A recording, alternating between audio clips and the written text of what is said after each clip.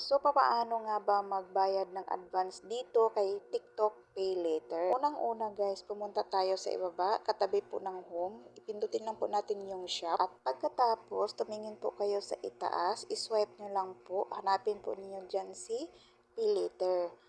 At i-click nyo po. Ayan, so may balance pa po akong credit limit is 12,814.48. So, i-click po natin sa ibaba yung advance repayment.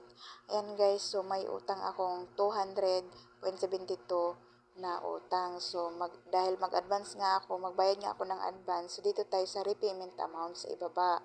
So, pindutin po natin yan yung repayment amount. So, yung amount pala, minimum pala nila is 20 pesos. So, kayo na po ang bahala kung magkano po yung ibabayad ninyo pauna-una.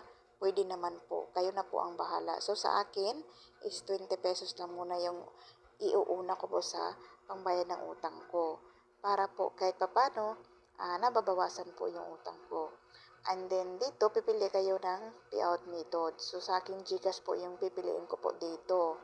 Kasi yan lang po ang easy for me, charis.